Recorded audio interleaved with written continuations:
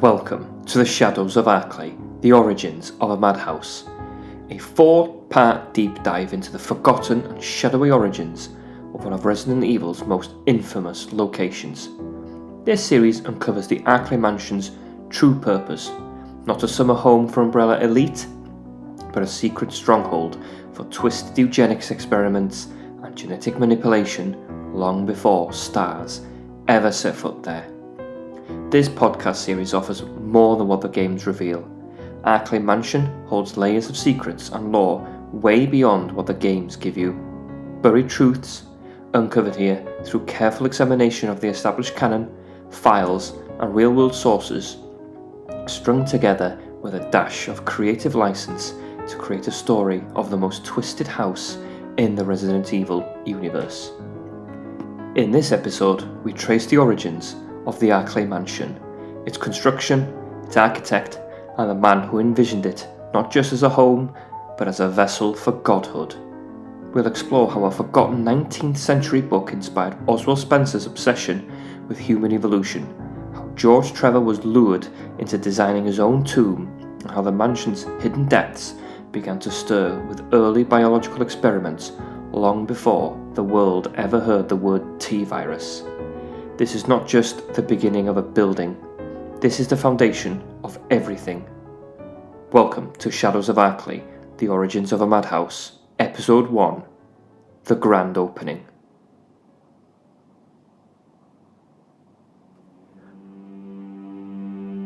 Part 1, Do Book. It's the 1800s.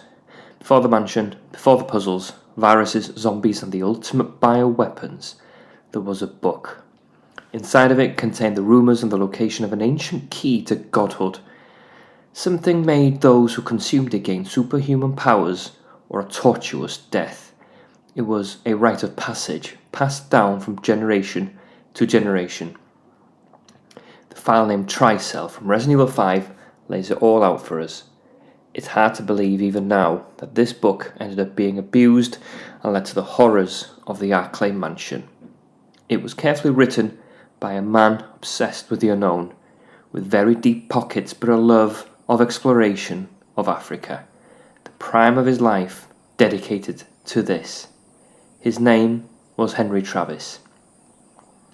Travis led 5 expeditions deep into Africa.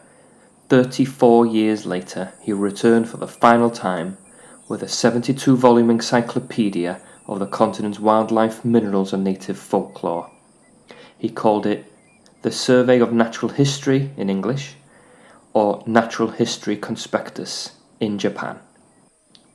The crucial part, which starts our journey to the origins and purpose of Arklay Mansion, describes a flowering plant local to a tribe where it grew that could apparently make people into gods. The plant was called the Stairway of the Sun. If it didn't give them superpowers, it would kill them. It was a rite of passage to those blessed with certain genetics. That's how the tribe used it. Travis took note and respected the culture he was observing and left.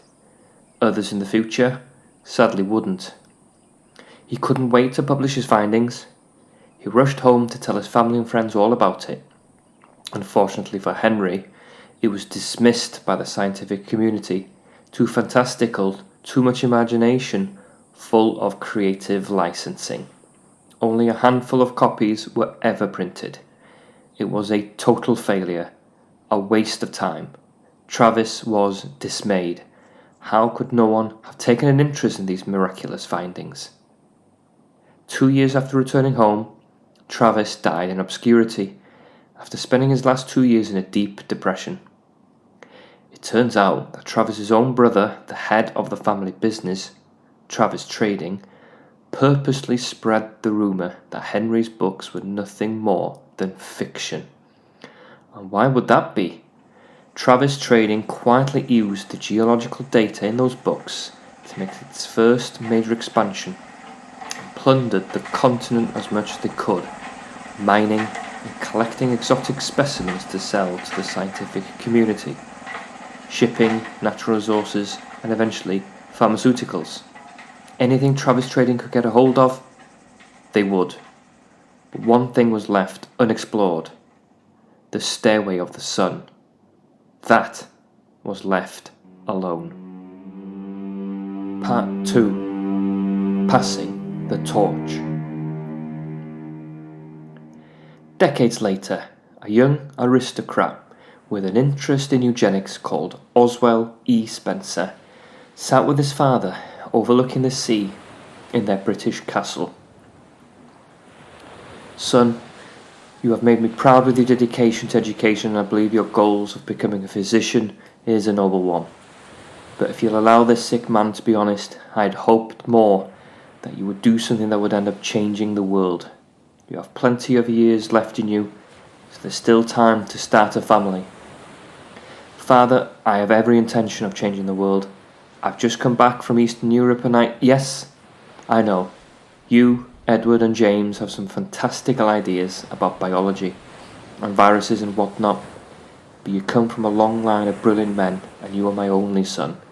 I worry that you have very little interest in continuing the Spencer line, so I wanted to have this chat sooner rather than later. I want you to continue to explore the world. I recommend America myself. There are some beautiful spots over there which are in dire need of some investment and the Spencer touch.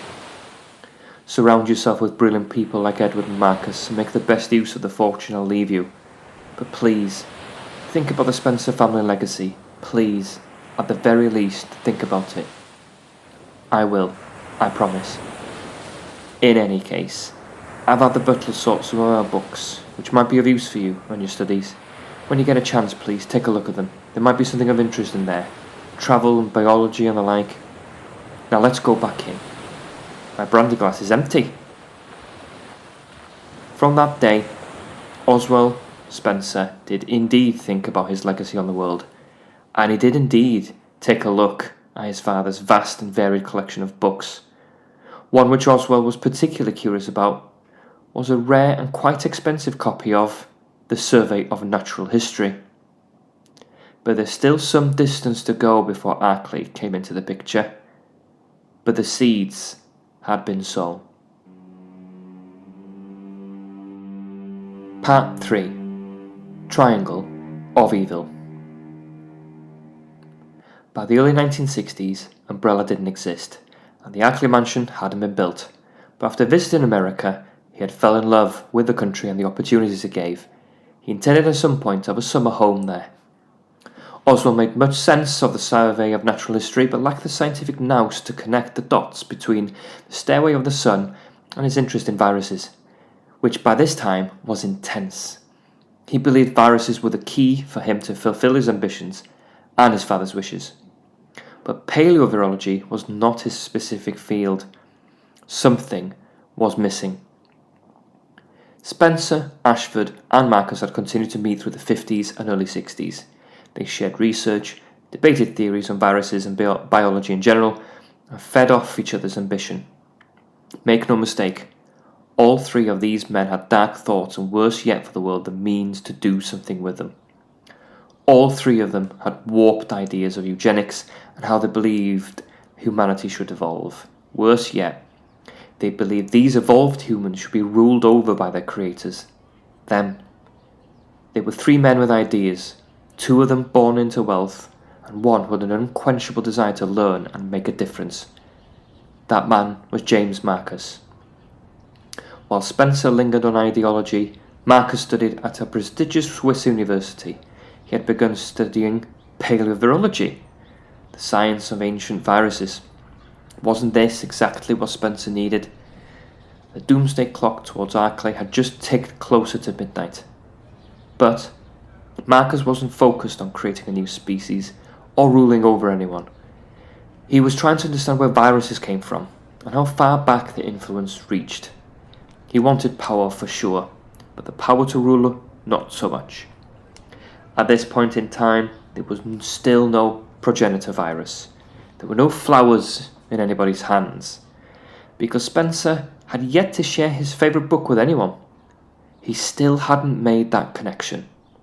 For now, their meetings were informal. Three researchers or friends chasing different goals, walking separate paths. Ashford and Marcus were spending more and more of their time in laboratories toiling away. Spencer didn't want to do the work himself, but perhaps he could build a laboratory and handpick scientists to do his eugenics work for him. But where? Part 4. Foundation. Spencer was busy. He flew out to the US, surveying land for a potential summer home. He received a tip of a suitable plot of land in rural mountains of Arklay County, outside a small town called Raccoon. He had a makeshift lab in his European castle, but he wanted to have another team in the US to work on some of his more extreme ideas. The Arklay Mountains are classified as temperate hardwood forest, with the region being dominated by pine trees, maple trees, oak trees, and other native plant life, such as Raccoon's signature coloured herbs.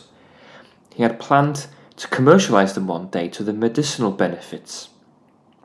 To achieve his goal of becoming a godlike figure, he needed scientists and laboratories.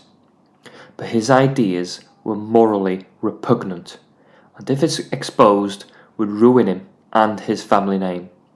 This place had to be secret. Along the way, he met a certain Dr. Wesker, someone who shared some of Spencer's worst views on what the perfect world looked like, filled with perfect humans and a ruler. This man would end up his first employed chief researcher into viruses. Wesker turned to Spencer one day. "I think we could do more if I had a lab, a team, and some funding." This man's ideas were so profound and in sync with Spencer's rotten mind, he would get the funding for a project, and it would be in his own name, but not yet.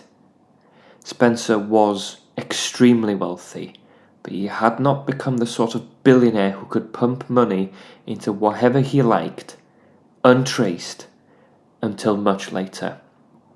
They were just ideas, a dream. Something was just missing from being able to make it a reality, and it wasn't just the money, but the idea lingered. The two of them would continue to enjoy discourse on the subject. Wesker surmised that there was a way that he could screen people that have gifted genes. The next stage of evolution, he called it. He hypothesized that these gifted people could evolve or mutate based on certain stimulations.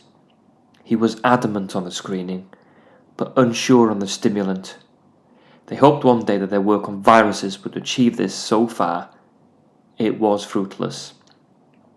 But even if he could screen them, then what? The viruses they had been working on so far just made people sick, killed them, or in some cases, horrifically mutated them.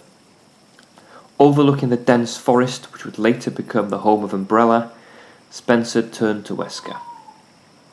"When this place is finished, I want you to be my chief researcher here, Wesker. I'm going to build a state-of-the-art laboratory for a project I want you to lead. I want to be able to find these gifted humans and create a new world order with them. You'll have everything you need and the secrecy to be able to do it undisturbed. I don't know what it is that we're missing, but I feel like this is where we're going to find it. I want you to collaborate with Marcus and Edward on their viral research, but this other little thing, I want you to keep between you and me. Understand?" As they both gazed over the Arklay forest, they both felt a chill of excitement about what was to come. After a survey of the Arklay area, he found it to be secluded and in a place of natural beauty, with a complex cave system, an abandoned mine, underneath a solid foundation. He knew he'd found the right spot. In the American Midwest. Who would ever suspect it? His father would be proud. On the outskirts of Raccoon, deep in the Arklay Mountains, he had begun his life's work, although at this point, he still didn't quite know how. But he was a confident man, and knew that all he needed to do was just keep things moving.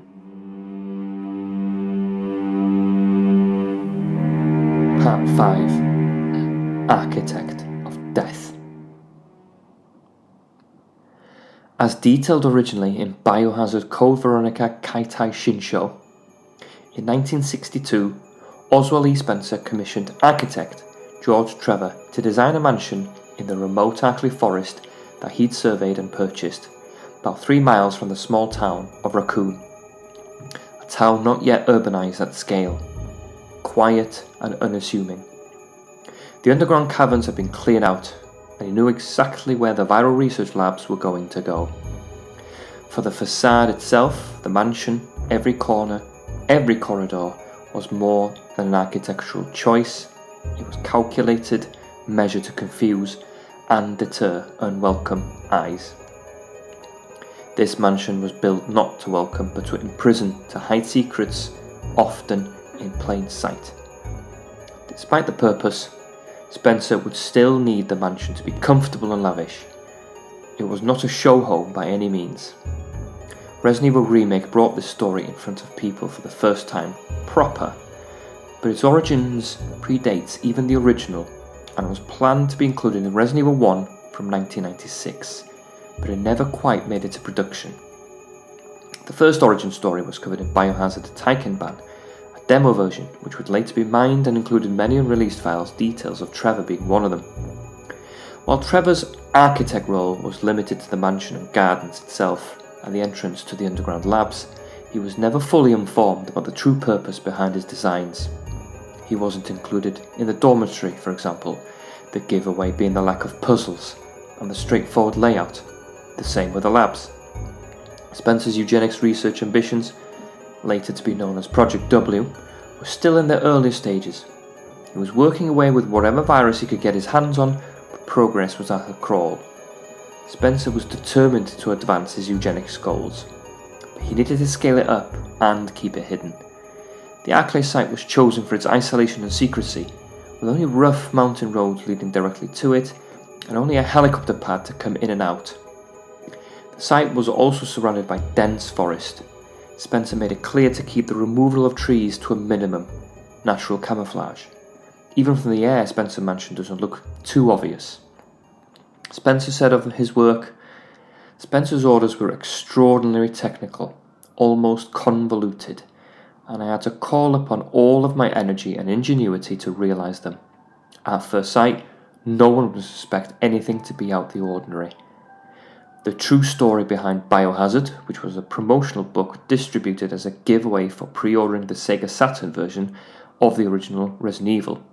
It includes a transcript of the George Trevor letters, a short novel titled The Beginning, and an interview with Shinji Mikami. It expands on Trevor's thoughts, stating, "Trevor was a renowned architect, but the focus of his design request suggested a hidden conflict between Spencer and his rival Edward Ashford. Trevor's knowledge of the mansion's mechanisms were limited. Indeed, at one point, Trevor questioned how the mansion would receive power, being so far from the nearest town and in the middle of nowhere. Spencer snapped and told him not to worry. The mansion would have more than enough power. Indeed, it would need it in years to come from the bowels of the complex." The mansion took some cues from his family home, the Spencer estate in Europe, taking some design inspirations from Regency and Second Empire.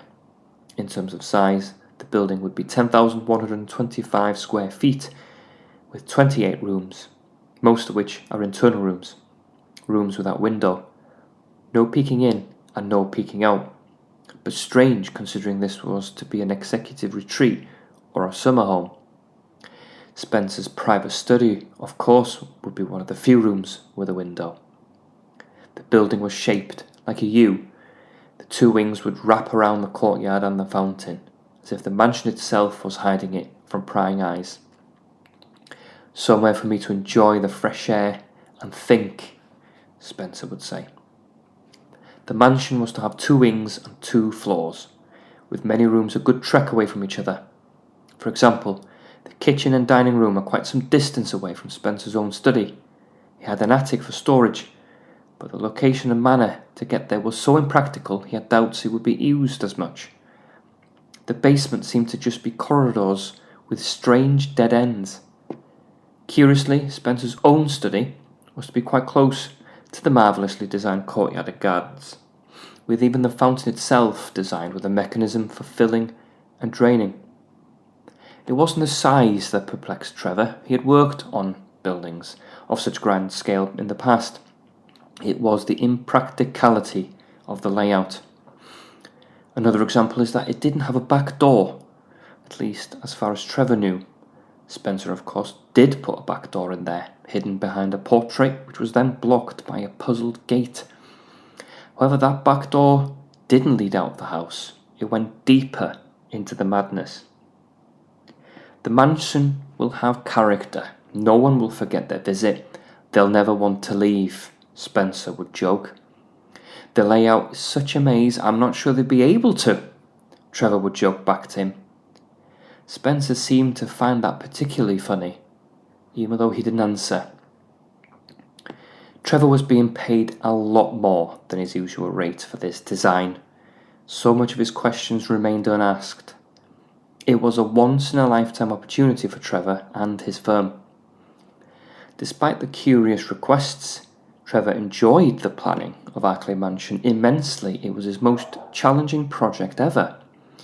He wished he could have told his friends about it, but Spencer forbade this and was particularly insistent on non-disclosure agreements and secrecy. Trevor would abide by this, his bank balance the reason. He considered being able to retire after this project. Every time he visited to see how things were coming on, he was flown in. "I'll put a road in when everything is completed and pave over it," Spencer would say. He never did. Spencer went above and beyond with Arklay, far more than with later sites such as the Chicago branch, the training facility, or Nest. No expense was spared with decor that was as extravagant and out of place as the puzzles he put in. Whatever horrors Spencer had in mind, whatever it was that he didn't want anyone to accidentally find or know about, they were going to be right here at the Arklay Mansion. People have often wondered what or who the resident evil is. It would be reasonable to suggest that it was Spencer's warped mind. With the blueprints agreed upon, it was time to start. Originally meant to be on the 21st of March 62, but Spencer needed to change the construction company from Trevor's recommendation to his own. We of course know why. These builders weren't just making the mansion, they were making the dormitory, labs, and the underground while they were at it. Plus, he wanted to make alterations to the mansion whilst Trevor wasn't there, and he didn't want the construction company telling tales. So on July the 6th, 1962, the Arklay Mansion, the most infamous location in Resident Evil history, and the site of some of the darkest horrors ever created, was set in motion. It would take 5 years to complete, and by then, the biggest breakthrough in viral research was just around the corner. Part 6. Construction of the Beast. By 1966, 4 years into construction, the Arklay Mansion and its underground labs were still unfinished, but it had taken its shape, with only the final changes to be made, such as the electrics, heating, and a lick of paint. It was already a marvel to behold. The guardhouse was completed much earlier, a much simpler design with cheaper materials. Some of Spencer's virus samples and biological specimens were being stored in the ground, even as the main building remained under construction. A huge aqua ring was installed at the suggestion of one of the researchers who didn't want to be limited to studying mammals, insects, and reptiles. The construction workers themselves were able to stay on location permanently, earning well over their average wages. Arklay was a difficult place to get to, with many materials larger needing to be flown in as the mountain roads were unsuitable at times. But Spencer had deep pockets, and to the workers this made sense. What happened to these workers afterwards is not known, but Spencer would need other facilities that would need building, and now he has specialists he could trust. He made many small changes. Most Trevor was unaware of, such as the entrances to the underground and of course the labs. The workers were more than happy to oblige. They were being well paid, and Spencer kept them very busy for decades. Secrecy was paramount. The silence of the forest around the mansion was broken only by the distant hum of generators, the muffled voices of workers, unaware of the terrors slowly taking shape below their feet. The foremen were instructed to keep their workers busy and to not ask questions. The firm would be set for life if they just kept their heads down. Security were told to monitor all conversations, private or otherwise. Their orders were to let Spencer know, but not to act upon it. The phone lines were going to be a late addition for when the staff were in, but they were able to send letters to loved ones. These would be screened before they left the grounds. Residents of Raccoon would not have even noticed that Spencer had come to town. There was no reason to visit there, and he made no fuss about his arrival. The local press didn't cover the construction. Spencer had dismayed the workers from visiting Raccoon, but offering them free bed and board and to not pave the mountain road. The mansion had everything Raccoon could offer, including a fully stocked bar with a working piano, if they needed it, for ambience. A security team was placed as soon as the dormitory was finished to keep a watchful eye. They were able to have Doberman pinschers to help them during the night watches, as well as a kennel. These dogs would end up becoming a permanent residence there. The true story behind Biohazard says, it's likely Spencer prioritised security early on, ensuring the site was guarded before the mansion's completion. The dormitory had a recreation room with a pool table, pinball machine and a bar.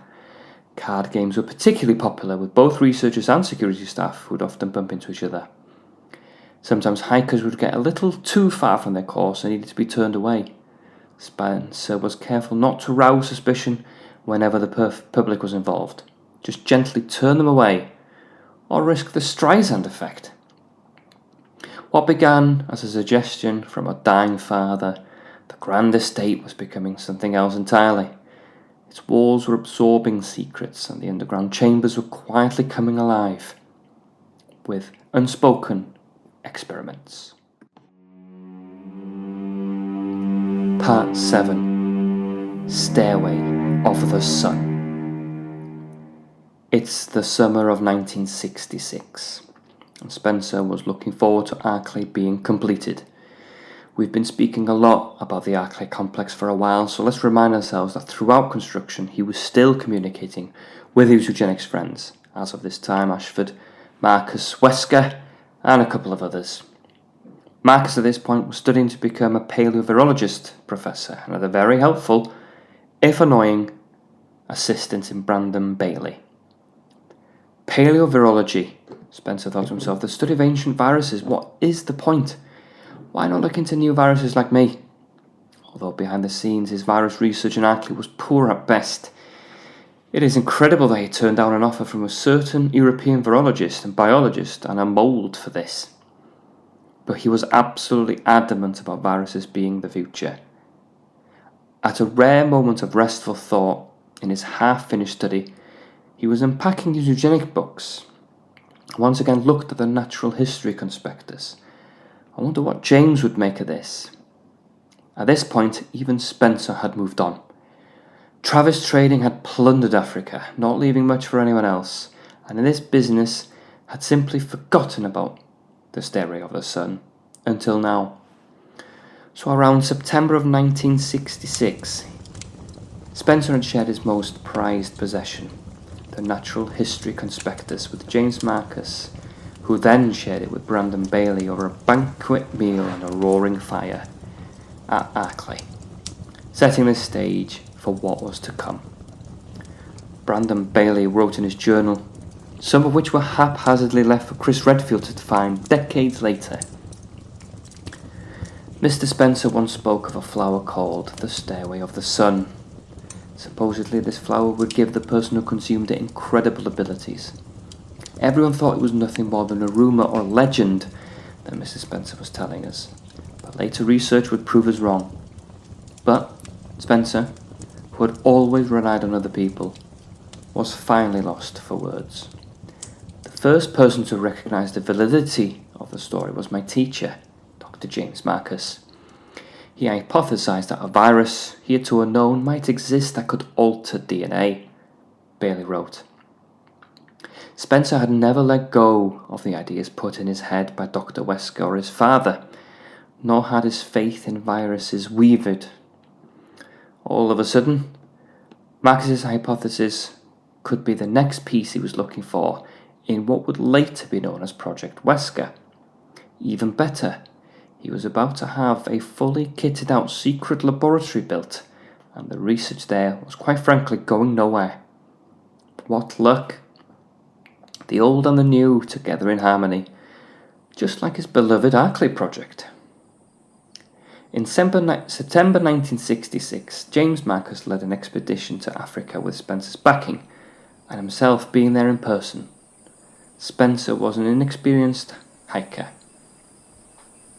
Seeking the legendary flower, known as the Stairway of the Sun, a plant rumoured for almost a century in the natural history conspectus to grant godlike strength or death and madness, survival of the fittest, separating the wheat from the chaff, eugenics.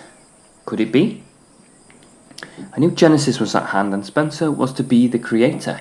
That Genesis had arrived in December. Brandon Bailey journaled. After 3 months in Africa, we worked diligently, fretting over results and staving off attacks from the tribe. Our efforts were finally rewarded. The virus discovered in that flower we labelled Progenitor. But bringing this biological marvel back to Arklay proved more difficult than anticipated. Attempts to cultivate the Stairway of the Sun to produce progenitor on US soil failed repeatedly. The virus would only show itself in the exact location and environment it was found. This was nature fighting back, resisting.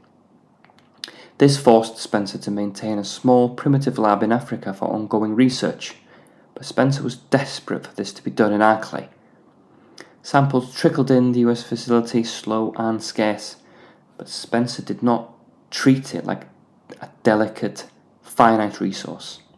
Spencer spent no time before he started to administer it, killing almost every specimen he had, such as mice and rats, and even some of the Dobermans on site. With some, they ended up becoming horrendously disfigured and aggressive mutants. He had not been impressed so far, but did admire the violence of it all. The Progenitor Virus was just too strong in its raw form, and he just didn't have many samples for his team to work with on any sort of scale. Everything he had been working on before was discarded immediately. Progenitor was unlike anything he had been working on before. In the Arklay basement, failed plants were piling up and taking a lot of room. They would not be able to properly culture the plant in America until 1968. The early years were very slow. Spencer was never ever going to give up on this. Bailey was desperate to get the Africa facility upgraded, and absolutely perplexed at Spencer's insistence that they needed to be cultivated in America.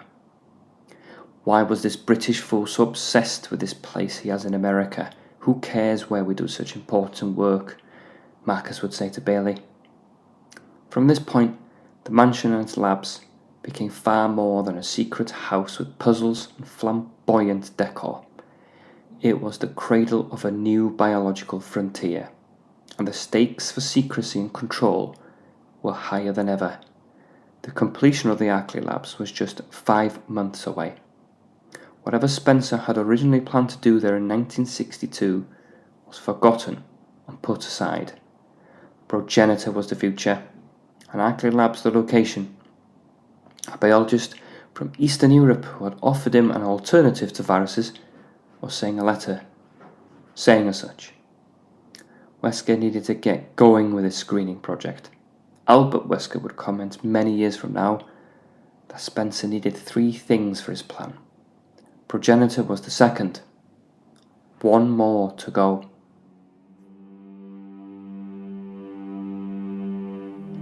Part 8. Umbrella in the shadows.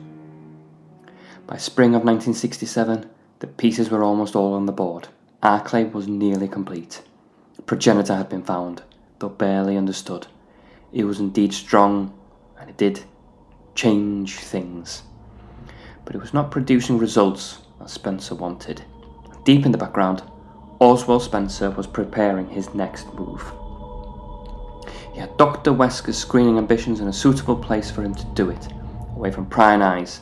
The Progenitor Virus, which still needed to be flown over and worked on. As Albert Wesker discovered many years later, the original Wesker said he needed children. Hundreds perhaps, according to my simulations. He said, to find the ones with the right DNA for his new world. But as rich as Spencer was, he couldn't afford what was needed. The kind of spending he needed to do would become hard to hide from the suspicions of the government. What he needed was to see if there was a commercial aspect he could explore with Progenitor as well as pharmaceuticals in general.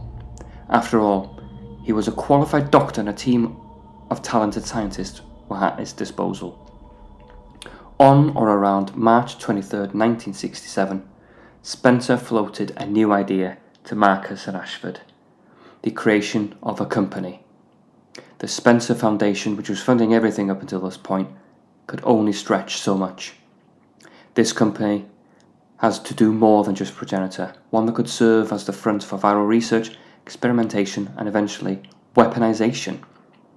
In Marcus's own words from his diary found in Resident Evil 0, Spencer says he's going to start a company. Well, I don't care, as long as I can continue my research into Progenitor. He can do what he likes. Spencer would indeed do what he likes. He wanted Ashford on board to combine both their wealth together, and he didn't need convincing anyway for the chance to become even wealthier. Marcus was the brain behind the virus. For all of Dr. Wesker's talent, he could only do so much for Spencer. And he had made it clear, the subjects with the DNA he was looking for were extremely rare. For Marcus, the company was unwanted noise. He had no interest in shareholders or corporate structure, just freedom to keep working. But Spencer had broader goals. This wasn't about business. It was about building a machine powerful enough to shield his real ambitions and to fund them. The idea of a company had a clear purpose, funneling vast resources into a secret program that had nothing to do with the medicinal properties of Progenitor or its viability to create biological weapons. Project Wesker and his eugenics dreams was the ultimate. But he had backup plans. Bioweapons, medicine, whatever would make him money to fund Wesker. The colourful herbs growing right in his backyard would be a good place to start. Vast wealth could make it easier to find the genetic cream of the crop. It was going to be expensive finding potential subjects, especially in secrecy. Why not kill two birds with one stone?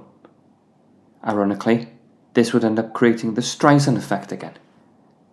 We know from Resident Evil 5's Albert Wesker file that Wesker Project was Spencer's real obsession, but some of the horrors they ended up doing in Arklay made no sense to others, including Albert Wesker himself. The file reads, Spencer's extreme investment in BOWs seemed unnecessary. Why would Spencer need such BOWs in the first place? Spencer was good at making the best out of a situation, and he was good at keeping secrets through misdirection. Make those close to him think he was in it for the same reasons as the other people. By the time Albert Wesker realised this, it was too late. But Marcus never took much part in this plan. In between trips to Africa, Marcus would use the European Castle Lab facilities fronted through the Spencer Foundation. This was not a sustainable long-term plan. He needed him to work elsewhere and, if anything, earn his keep, training staff, overseeing viral tests, or managing the African site. And his frustration with Spencer was starting to show. From his journal dated November 30th, 1967, Damn that Spencer, he came to complain to me again today.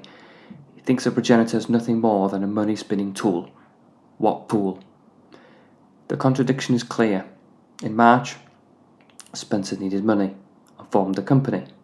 But by November, he seemed to dismiss Progenitor as just a tool for profit. Did he really believe in the virus at all? Or was Project Wesker always the plan? Spencer was an expert manipulator, and clearly Marcus did not detect a single thing about Spencer's plan for Arklay. So much so that it became obvious that Marcus wouldn't want to work in the same building as Spencer. So when the choice was made in 1968 to head the eventually branded training centre instead, it was an easy choice for everyone. Arklay was built for secrets, and Spencer didn't need Marcus around. He was being misdirected. By the end of 1967, Umbrella was still just a conversation. Officially, the company wouldn't be formed until the following year, but in practice, it had already begun. Behind the gates of a mansion 3 miles from Raccoon. The company which caused the total destruction of Raccoon City was now an inevitability.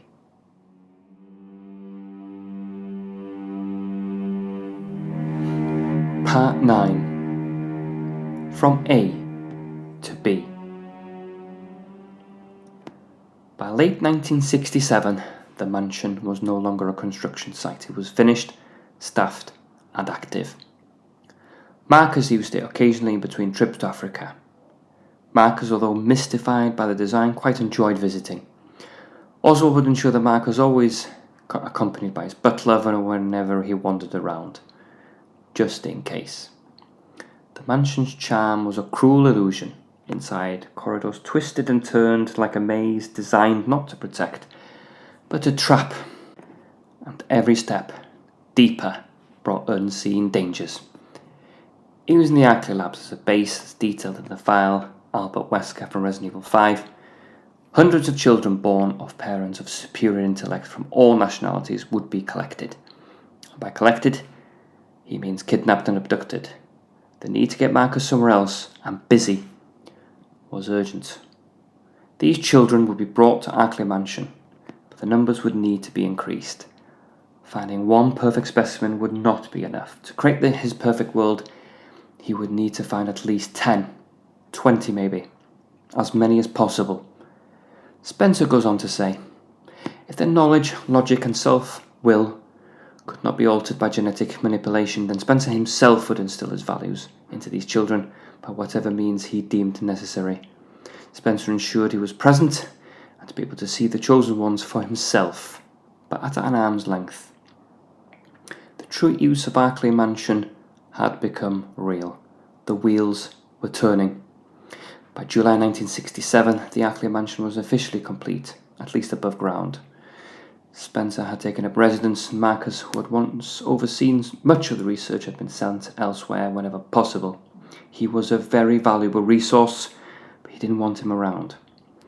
On August 19th, Spencer formally invited him to lead a new training facility, giving him a title and keeping him away from Arklay, but close enough so that Spencer could keep an eye on him. It wasn't officially open, but the lab facilities for Marcus were there. This would be completed in August of 1968. This facility had been built in parallel as the mansion complex got closer to the end. Although he had Wesker and the Arklay lab, Spencer still needed Marcus to keep working on Progenitor. He knew there was more to do, especially as his grotesque experiments at Arklay were so far fruitless. The basement was also starting to get crowded with failed experiments. He would need to think about disposal at some point.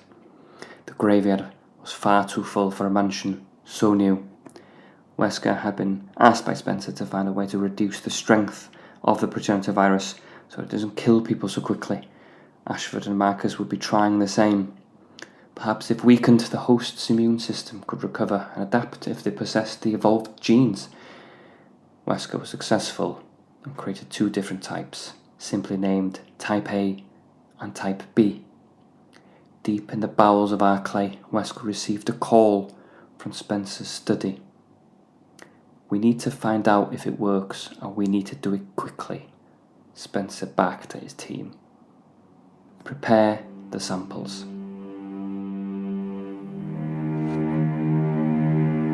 Part 10. The Grand Opening. October 9th, 1967. Spencer extended another invitation, this time to the man who had designed the mansion itself. From his New York home, George Trevor's wife hands him a letter saying it arrived today. Intrigued, George opens it up in his office. It reads, "My dear friend, George Trevor, only through your sincerity and effort could this beautiful mansion be built. It's been 3 months since I moved here, and this place is so magnificent. Alongside the hurley of hunters, I greet the arrival of dawn. Alongside the howls of wolves, I greet the fall of night. However, there's still something we haven't got here. So I want you to do me a favour, my friend. Would you like to come to the mansion?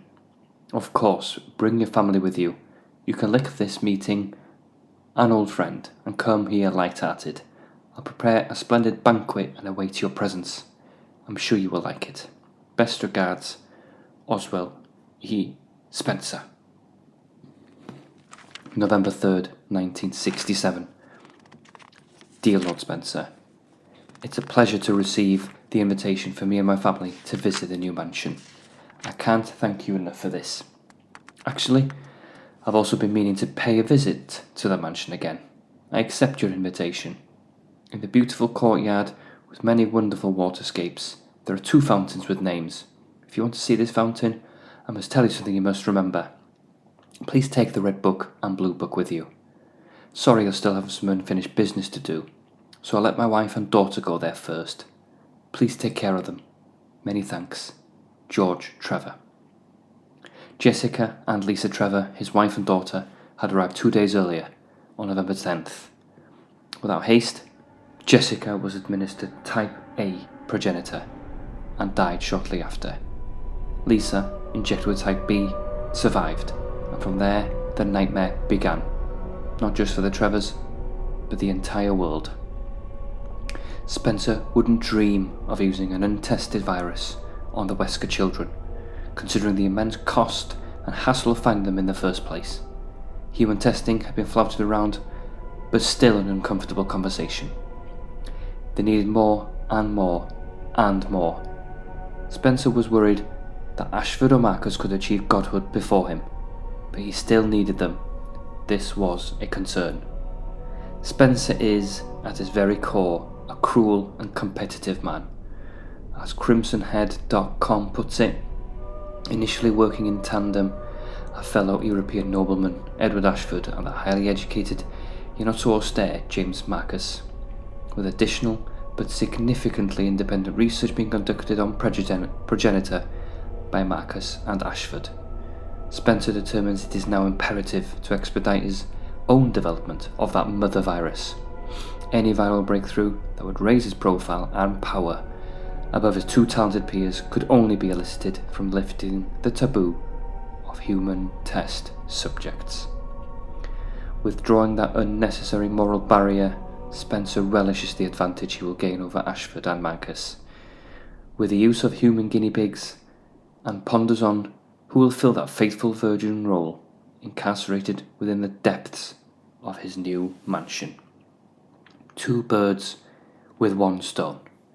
Get rid of those who knew his secrets and gain new subjects for Dr. Wesker and the team. On November the 13th, Jessica's final journey entry, it is confirmed that a working laboratory was in Arklay Mansion. Her entry reads, "Listen to me, Lisa. Our chance to escape is the next time we go to the lab together. We'll both pretend that we are both unconscious, and when the man in white clothes is off guard, that will be our chance." On November 12th, Trevor entered the mansion. He drove and walked in, to Spencer's annoyance. In his diary, he describes the setting as unusually quiet. There were researchers, yes, but not many. Still, it was enough to suggest the lab beneath the mansion was fully operational. Spencer had made his intentions clear to Trevor in a file from Biohazard Tycoon Ban. In a few years, I'll build another building on this site to operate as a corporate resort facility. In a short time, this mansion can receive not only my company's employees, but guests from anywhere. He wasn't strictly lying. Spencer saw it as part of a bigger, more busy enterprise, but absolutely not public. The fact he could speak so casually confirmed how confident he was in what he was about to do. The guests from Anywhere line was a sick joke. The only guests who would ever visit Arklay were either Umbrella employees or test subjects. Experimenting on the Trevors lifted the boundary for Spencer on human testing. There would be no qualms about doing it from here on in. Trevor, though, didn't see through it. He noticed a staircase hidden behind the artificial waterfall, a space not in his original designs. As he puts it, I knew of the artificial waterfall, but behind the water curtain I caught a glimpse of a staircase leading to a basement of some sort. This was not in my original plan for this place. This, of course, was the entrance to the abandoned mine. He would get a closer look very soon.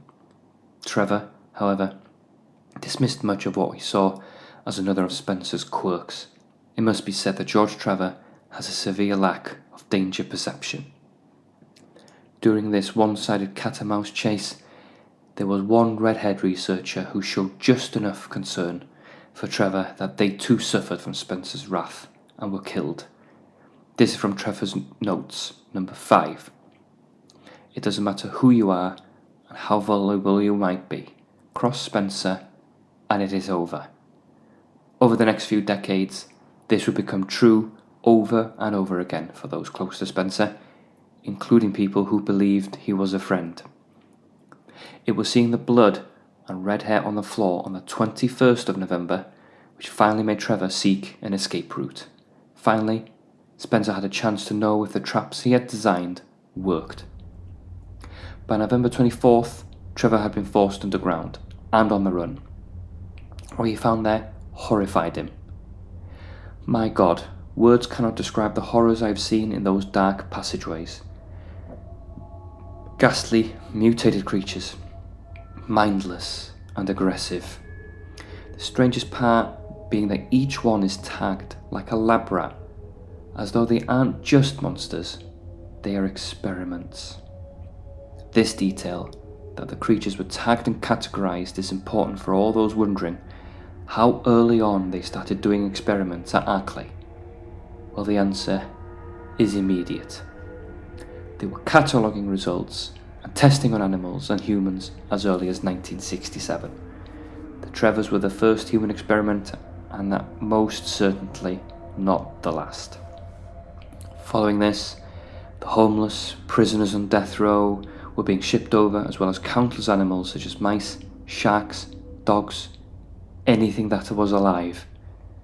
If we consider the first mammal experiment we know of as the MA39 Cerberus, then we know there were at least 38 before it. Trevor also described a large plant that had overtaken an entire room during his escape. I saw one room where some sort of gigantic plant had stretched all over the room. I have never seen such a plant before. This was almost certainly a variant of the Stairway of the Sun, as Plant 42 had not been created. Although the plant couldn't produce the virus on American soil, Spencer's team was still trying to grow and study it, and they most likely had countless of these failed plants around. Finally, on December the 7th, Trevor's diary ends. He had discovered his own grave, carved in stone, already waiting for him. He died alone, never knowing what happened to Jessica and Lisa, deep beneath the house he designed, and was buried by the very vision he unknowingly helped make real. At this point in time, Umbrella still didn't exist. There were no logos, no headquarters, no boxes with UMB on it, no public face, just a dead architect, a tormented daughter, and countless unwilling test subjects, and a virus that would soon rewrite the world order. Trevor would not have seen it coming. No one did. Sitting alone in his study, Spencer, for the first time in his entire life, felt like he was close to his goals. He'd had his grand opening. The horrors of Arklay Mansion were in full operation, and Spencer was the resident evil. On the next episode, episode 2, Umbrella's Decades of Horror delves into the mansion's evolution into a fully operational laboratory, the horrific experiments carried out by the now established Umbrella, and the scientists whose ambitions, projects, and betrayals shaped its legacy. This has been Shadows of Arklay, the origins of a madhouse.